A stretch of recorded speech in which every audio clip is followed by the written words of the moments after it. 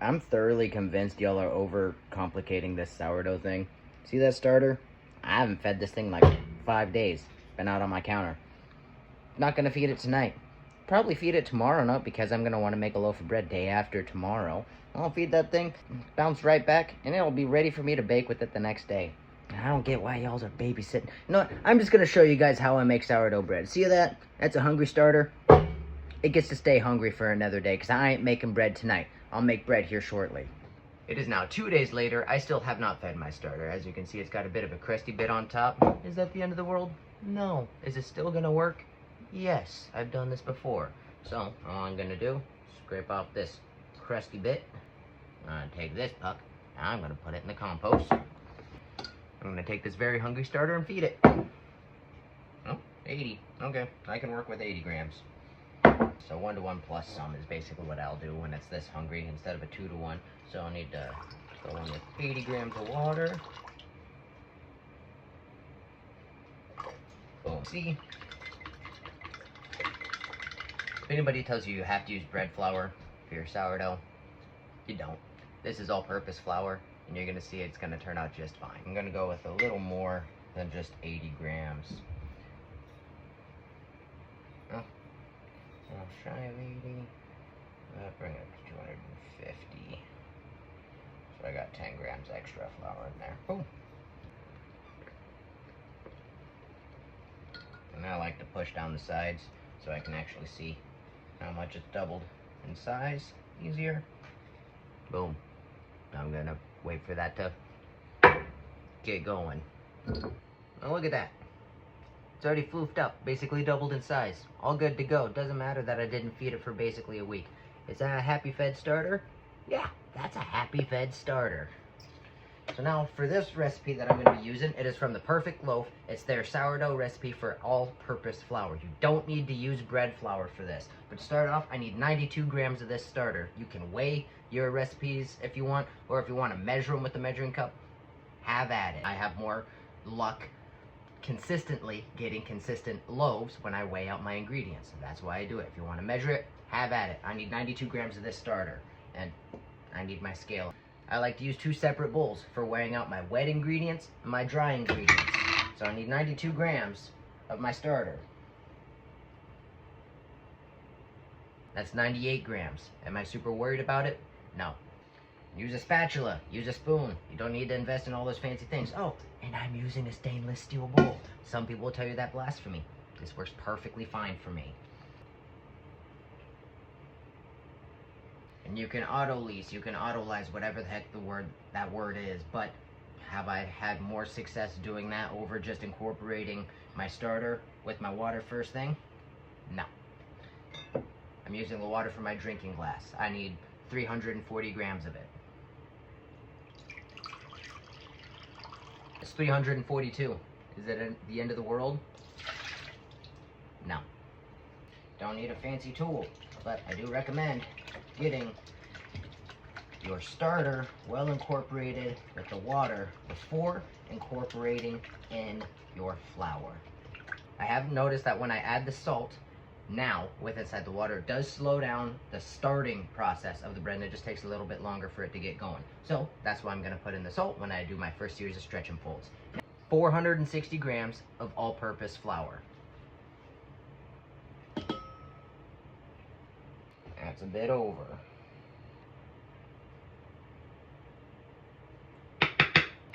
$464, I can live with that. Just bring this together. I like to scrape down the edges of the bowl so I'm not dealing with this flour later. Yes, it's a little dry in places. It's a little shaggy in places. It'll get all hydrated. And I need 9 grams of salt.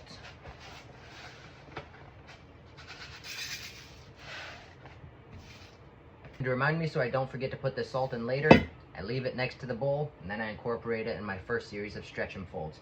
Now, I'm going to check on this next time I remember to check on it in an hour or two. And if it's all stretched out, then I'll start on my stretch and folds. Am I running off of a schedule? No.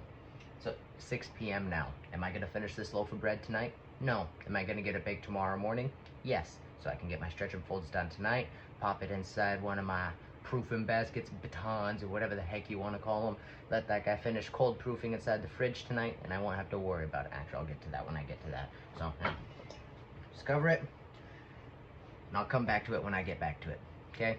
No stress, no mess. Well, some mess. Alrighty, now that I have showered and this has had time to do its thing and get to know itself, I'm gonna now incorporate in the salt. Got my hand nice and wet just so it doesn't all stick, and start with my first set of stretch and folds.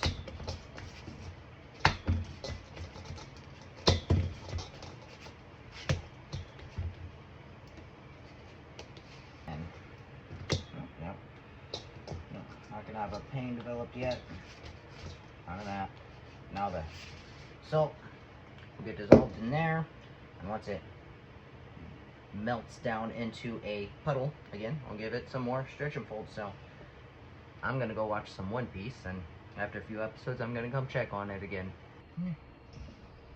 Not quite as relaxed as I typically wait for it to be, but again, wet hand.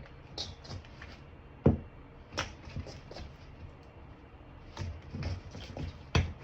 got a lot more strength than the last time already.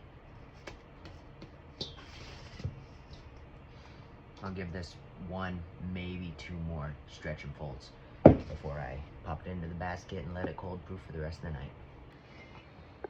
Alright. It's now 10 p.m. Gonna give it a shape. I like to use rice flour when shaping my bread, and I also like to use rice flour inside of my little pins, batons, whatever the heck you call them. It's a nice, healthy dusting.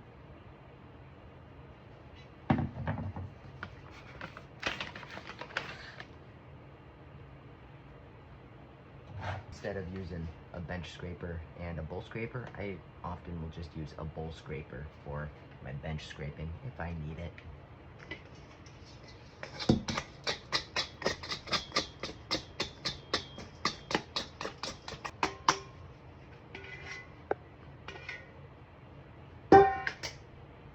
Oh.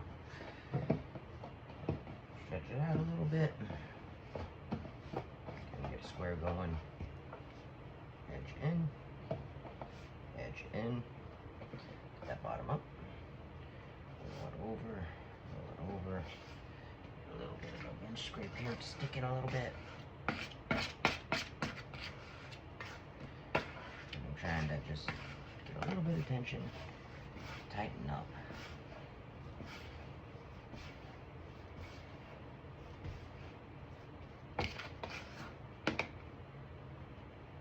There you go. Let it hang out here. I'm gonna pop it over inside the fridge, and I will bake it in the morning. Will it be a perfect loaf of bread? I don't know. We'll find out tomorrow. Will it be tasty? Yeah, I have 100% confidence in that. But I'm gonna put this in the fridge, and I'm gonna go to bed. Night night. It is now the next morning. Time to get my cast iron inside of the oven, and I like to cook my sourdough bread at 425 degrees. So, get this guy in here.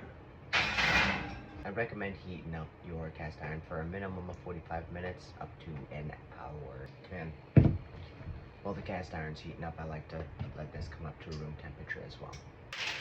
Alright. Now that the cast iron is good and hot, it's been in there for over 45 minutes. Get a parchment paper, a little dusting of rice flour. Get my loaf over there. Beautiful. I like to dust off the excess rice flour that's on the top. Might be a little overproof, but not the end of the world. Give it a good deep score.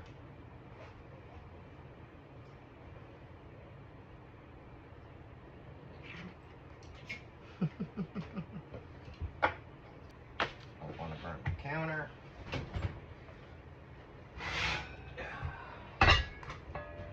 Cast iron. bread in there.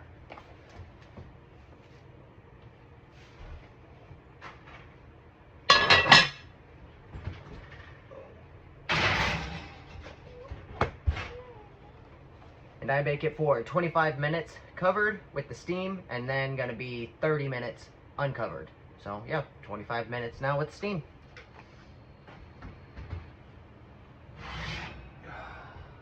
All right, now that's been 25 minutes. Oh, I could have done a deeper score on that. There we go. A little bit of spring. Now back in. 30 minutes uncovered, and I like to leave my lid inside the oven just so I don't accidentally bump it and burn myself. You know? And for 30 minutes, finish cooking.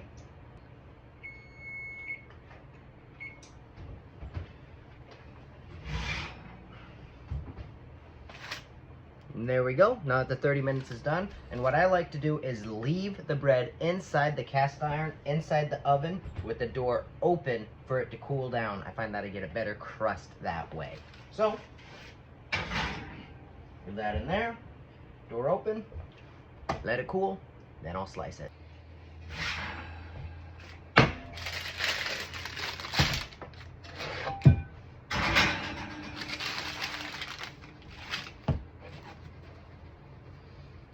Isn't the most perfect loaf ever? Nah, this one got a little bit overproofed if I'm being completely honest, but sounds good to me.